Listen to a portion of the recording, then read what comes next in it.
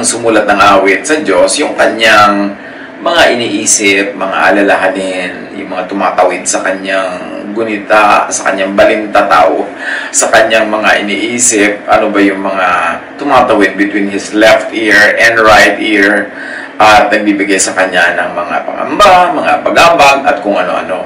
So, isang magandang step yan, magpasuri tayo sa Panginoon. Lagi nating isurrender yung ating iniisip, at tingnan natin kung paano papasok yung Espiritu ng Diyos sa paraan ng ating pag-iisip na magiging bunga, tahimik ang ating loob, payapa ang ating puso, bagamat alert tayo na gawin ang mga dapat gawin para improve ang daily life, pero meron tayong bedrock security in the Lord. Paano ba yun? What is feared is seldom actually faced. It is seldom here and now. What is feared is mostly imagined scenarios in the past, at present, or in the future. Think of what you fear. Think of what you are worried about. Think of what scares you, kung meron man. Mostly, it is not about what you are facing now, but what you imagine you'd face tomorrow, next week, next month, next year. Yan ang malaking fear. Kaya ang turo ni Jesus, do not be anxious about tomorrow. Tomorrow will be anxious for itself. Sabi niya, let the day's own trouble be sufficient for the day. Because usually, what is at hand, what we are facing right now, is under control, is actually within the powers and the capacities that God gives us today. Pero pagka inisip mo yung nakaraan, nakakapagbigyan din ng worry, lalo kung may mga atraso ka nung nakaraan at iniisip mo, baka masingil ka ngayon o bukas.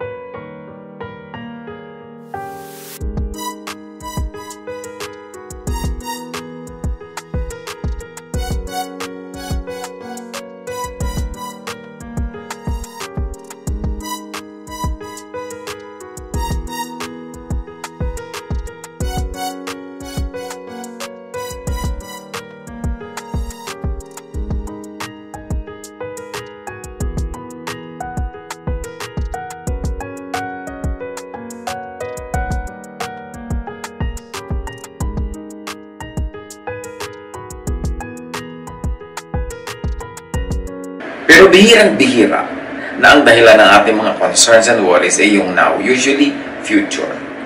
So pagka natutunan lang nating disiplinahin ang ating mga sarili na huwag mag-alala about the future, gawin ngayon ang pwedeng gawin preparation for the future, magtanim, mag-ayos, but huwag mag-worry. Kasi worrying will never add any asset to your life. It will only add liabilities. Discipline yan. Marami mga example, pag natapos ang lockdown, paano na yung mga hanap buhay ko? Kung meron kayong negosyo, paano na yung mga nawala kong income, nawala kong profit, paano ako makaka-recover? Kung nawala ng trabaho, paano kaya ako magkakatrabaho uli? Etc. etc. Marami tayong ganung mga concern. Paano kaya ako makakabayad ng mga naipon kong utang sa rent ng munti kong tindahan? Pero sa kanya inisipin, ang mahalaga yung ngayon lang, just survive the day, do what you can. If there is something you can do about tomorrow, i-prepare. At kung wala, lalo namang hindi mo dapat isipin. Kasi wala ka naman palang magagawa. Disiplina ang kailangan dyan. Genesis 32, 7-8. Si Jacob, malaki ang atraso sa kanyang kapatid na si Esau. Malaki. At huwag na natin ungkatin kung ano yun ngayon. Basta malaki. So, nabuhay itong si Jacob na may takot kay Esau. At nung nabalitaan niya na masasalubong niya si Esau na patungo sa kanya, sobrang takot ang sumakmal sa kanyang puso. Sobrang nervyos. At sabi niya dito sa Genesis 32:7-8, in great fear and distress, Jacob divided the people who were with him into two groups, and the flocks and herds and camels as well. He thought, if Esau comes and attacks one group, the group that is left may escape. Palibas at ginawa niya ng masama itong kapatid niya. inisip niya, gagawan din siya ng masama, gagantihan din siya. At diba, madalas gano'n naman ang ikinakatakot natin. Mga multo na nilikha ng sarili nating gawa. So, takot na takot siya. Nabuhay siya sa napakalaking takot. Inisip niya, papatayin siya ng kanyang kapatid, ang kanyang mga pamilya. So, pinaghiwa-hiwalay pa niya yung mga pamilya niya, ang kanyang mga katulong, ang kanyang mga hayop na inaalagaan, para daw kung i-attack yung isa, at least may maliligtas na kalahating group, yung hindi na-attack. But did Esau attack? No. In fact, nung nagtagpo sila, Esau was most brotherly. Ang bait-bait. At nagtaka siya kung bakit nag-isip yung kapatid niya na nanganganib ang buhay nitong si Jacob sa kamay ni Esau, ay wala siyang kabalak-balak. Multo ng sariling atraso. Kaya napakabuting namumuhay tayo ng walang atraso sa kapwa, ang itinanim natin ay mabuti. Therefore, ang laman ng imagination natin ay yung aanihin natin.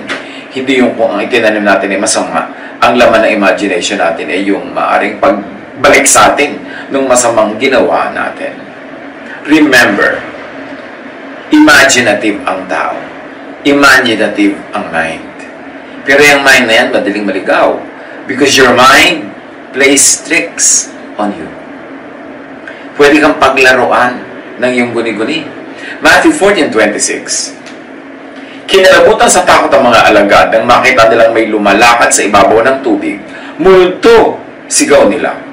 Pero sensos yun. Sino may sabi sa kanilang multo? E di yung kanilang mga childhood ideas and childhood memories of all stories about ghosts. Siguro yung mga patuloy na pinaniniwalaan nila mga nakakatakot na bagay. At pagkatapos dahil gabi noon, madilim, sila ay nasa isang mapanganib na kaltayuan. Ang kanilang sinasakyang bangka ay halos lumubog-lubog sa lakas ng hangin at sila'y lumalaban sa alon. So, yung kanilang utak, kondisyon na matakot. Kaya nung makita nila si Jesus, who was their deliverance, who was their Savior, baligtad ang naisip nila, multo. So, hindi lahat ng naiisip natin, hindi lahat ng nagre-register sa ating utak, hindi lahat na pagdudugtong-dugtong ng ating makati at makulit at malikot na imahinasyon ay tama. So, kung nakakabuo tayo ng mga nakakatakot na senaryo, isipin mo, imagination mo lang yan. Hindi pa yan totoo, wala pa yan sa harap mo. Kaya, huwag kang magpadala sa ganyang mga bagay. Job 4:12-14. Minsan ako ay may narinig, salitang ibinulong sa aking pandinig. Sa lalim ng hating gabi, parang ako'y nananaginip, kung kailan ang tao ay mahimbing na naiidlip. Ako'y sinakmal ng matinding takot. Ako'y kinalabutan at nangatog ang tuhod. So ano to? Imagination. Para na daw siyang nanaginip. Hindi naman. At kahit pa nga panaginip, hindi panaginip lang yon. Pero ang pumapasok kasi sa ating isip, mga kapatid, ang basa ng isip natin dyan, totoong nangyayari. Kaya pag inimagine mo ngayon na nagtataksil sa'yo ang iyong mahal sa buhay, ang iyong asawa, umiinit na yung punong tenga mo, sumisikip na ang iyong hininga, dumadala sa antibok ng iyong dibdib, as if it is really happening. Because in your mind, it is already happening. And the mind can hardly tell what is imagined and what is real. Basta laman ng utak mo yon, yan ang laman ng utak mo. Kaya, bantayan kung anong ini-imagine. Sabi ni Job, minsan ako may narinig. Kanina niya kanan na kaya yan narinig.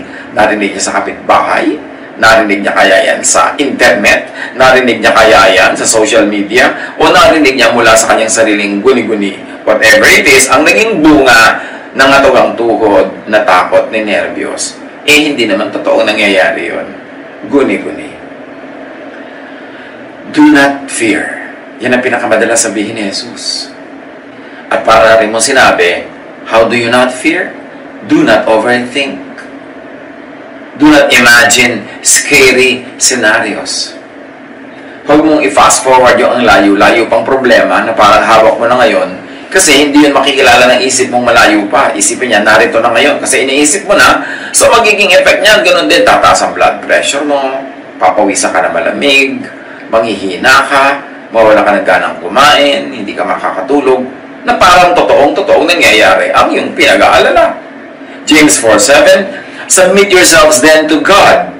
Resist the devil and he will flee from you.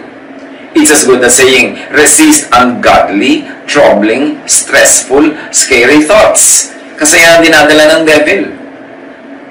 Submit yourselves to God. How do you do that? Submit your thought. Ephesians 4:27, and do not give the devil a foothold in your mind. Huwag bigyan ng landing point, ng tatapakan, ng kakapitan, kasi pag binigyan mo, di na inaalis. Pagka binigyan mo ang devil ng opening, na ikay nag-aalala, ikay natatakot, nag-i-imagine, papasok talaga yung devil para kaguluhin. Do not fear.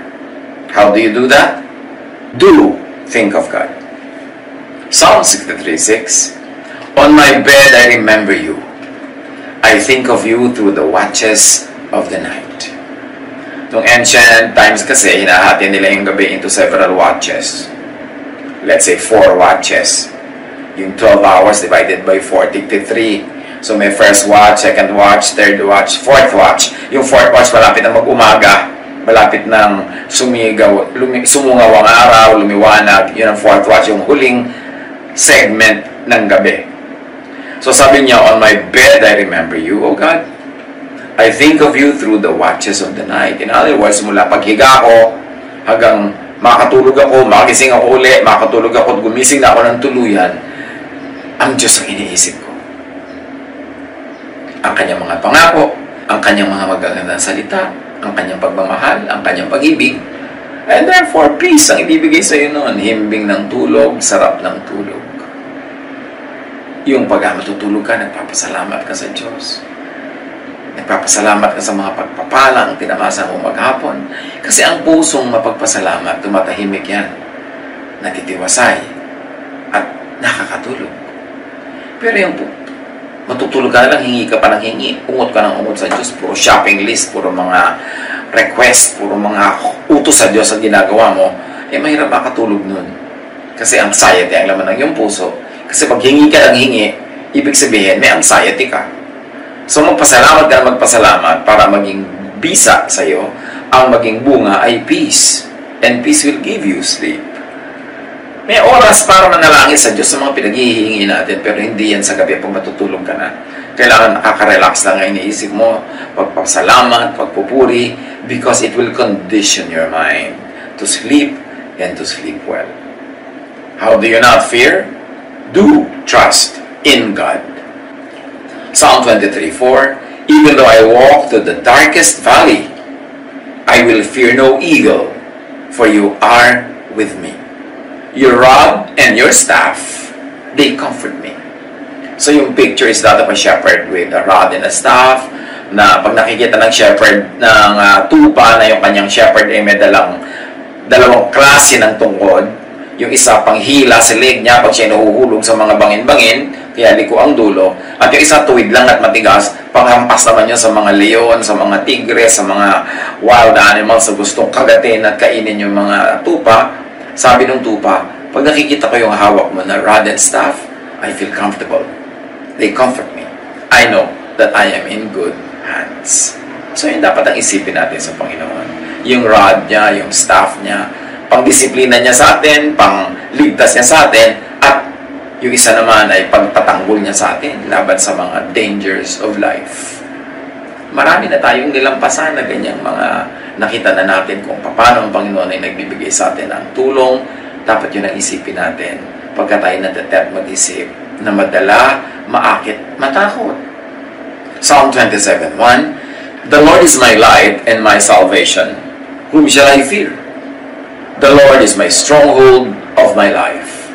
Of whom shall I be afraid?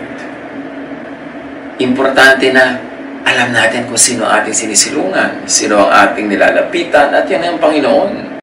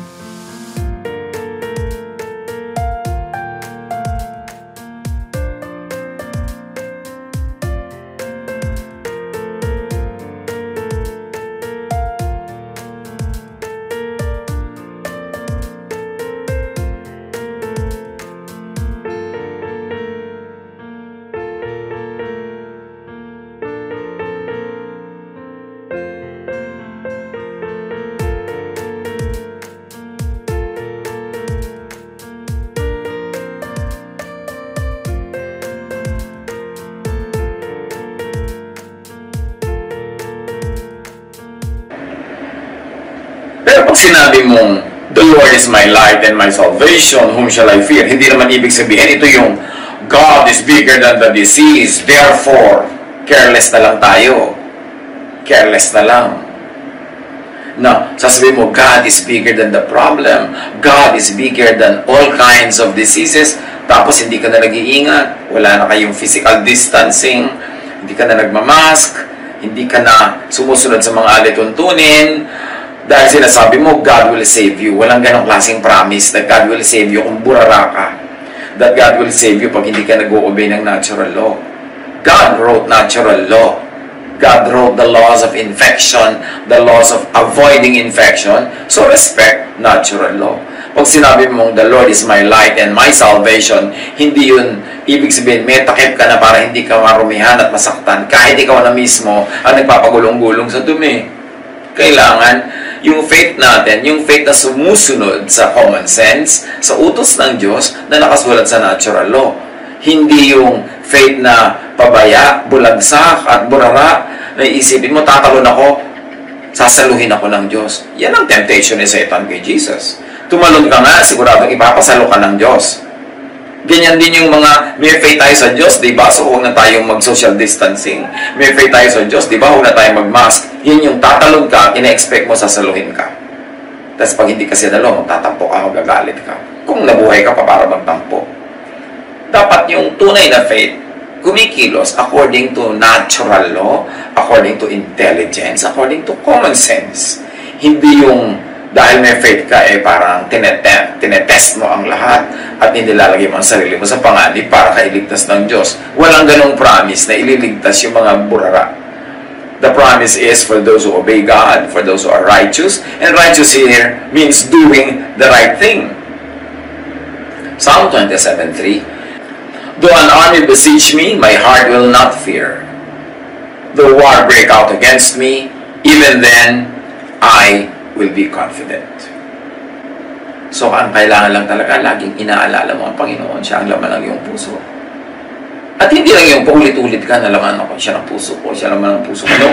Kundi ibig sabihin, ginagawa mo what is practical, ginagawa mo what is sound and what is intelligent. Ibig sabihin, laman ng puso mo ang Diyos kasi God is intelligence. God is wisdom. Psalm 34:4, I sought the Lord and He answered me. He delivered me from all my fears. Huwag naman yung I sought the devil. Kasi yung iba, I sought the devil in social media, in the news, in my mind, and He, the devil, answered me. He delivered to me all my fears. Yan ang magkabaligtad. Well, when you seek the Lord, He will deliver you from your fears. But when you seek the devil, He will deliver all the fears to you. At maraming mga tao, hindi sila aware, hindi sila conscious that they are seeking the devil. Yung hanap ka na ng hanap ng lahat ng mga post, matutulog ka na lang, mababasa mo pa lahat yung mga nakaka-discourage, nakakasira ng loob, nakakatakot, hindi ka tuloy makatulog. Kasi ang hinanap mo, the devil. Ang hanapin mo ang Panginoon. At tayo din, pag nag-distribute ng mga balita, tiyakin nating balita from God, not balita from the devil. Kahit false o true news, kung ang bunga nito sa mga tao, wala naman silang practical use for it, walang practical benefit from knowing it, magatakot lang sila, magagalit lang sila, mag-aalala lang sila, huwag na natin ipaalam. Kailangan meron tayong malasakit sa kapwa na hindi lahat ng news, i-distribute mo sa lahat ng tao. Halimbawa ngayon, lockdown, quarantine. Pagka ba mayroong taong gumraduate o sumakabilang buhay, makakapunta tayo para makiramay? Hindi naman, di ba? Makakapunta ka ba para maglamay, makipaglibing? Hindi rin, di ba? So, itanong muna natin sa sarili natin. Pag may nabalitaan tayong sumakabilang buhay, in this period na marami ng sadnesses, marami ng stress, marami ng loneliness, itanong mo sa sarili mo, tama bang ipamalita ko pa ito? Tama ba na i-text ko pa kay Tekla na namatay si Pedro? Tama ba na ilagay ko pa sa Facebook para mabasa ng lahat na namatay si Juana? Ano naman ang mapapala nilang malaman nito ngayon? Makakatulong ba sila? Hindi naman. May magagawa ba sila? Hindi naman. So, tama bang ipaalam ko pa? Mag-aalala lang sila, malulungkot lang sila, wala namang benefit. Tapos, marami na silang inaalala ngayon, marami na silang lungkot ngayon, idadagdag ko pa ba ito? O huwag ka nang idagdag, pagka na lang tapos na yung nakahinga-hinga na tayo, lumuwag-luwag ng ating loob, na nakakita na tayo ng maraming pag-asa at nabuhay ng ating loob, at matitibay na uli ang mga loob natin at konti na lang mga dala-dala, doon ko na lang ibabalita. Kayang-kaya na nilang dalhin yun. Kesa ngayon, I might give them that proverbial straw that broke the camel's back. Alam natin yan, yung camel, napaka-strong. Dagdag sila ng dagdag ng pasa ng mga straw, mga damo, mga kung ano-ano. Tapos akala nila, kaya-kaya pa. Sige, dagdagan pa natin. Nakatayo pa ang camel. Sige, dagdagan pa natin. Tapos yung isa, nagdagdag na lang ng isang pirasong damo, the final straw, natumba na yung camel, hinimatay na at namatay na sa pagod. And that could be the final straw that breaks the camel's back. Yung news mo na ibibigay. Kung yung camel na ibibigyan mo ng news, ay ang dami-dami na palang pasan, ang dami-dami ng dala, dadagdagan mo pa talaga. Kailangan ba yun? Kaya kailangan marunong tayong mamili kung anong ibabalita, kung anong hindi. May mga tao naman kasi parang sikat na sikat sila pag nagbalita sila. Pag nagbalita ng pangit, pag nagbalita ng hindi maganda, kailangan mo talagang ibalita yan. Kung ang dadalhin mo sa tenga ng tao ay makakatulig sa kanya, makakabingi, makakabigay sa kanya ng alalahanin at problema, sa palagay mo talaga bilang isang disenteng tao, isang kaibigan, isang concerned na kamag-anak, gusto mo talagang ilagay sa tenga ng kapwa mo yung ganong klaseng pain right now? O magsisensor ka na lang muna sa kana, pagka na lang buo na uli ang loob niya, pagka marami nang natanggal na bigat sa kanyang paasanin at handa na uli siyang tumanggap na naman ng mga kung ano-anong camel on her or his back. Marunong tayo dapat mag-isip-isip kung kailangan ibuka ang bibig at magbalita. Pag walang practical use yung news, tapos magbibigay pa ng bigat ng loob, ng lungkot, ng fear, mag-isip ka kung kailangan mo pa talagang sabihin ngayon o ipaghintay na lang ng ibang panahon. Psalm 46, 1-2. God is our refuge and strength, an ever-present help in trouble. Therefore we will not fear, though the earth may give way, and the mountains fall into the heart of the sea.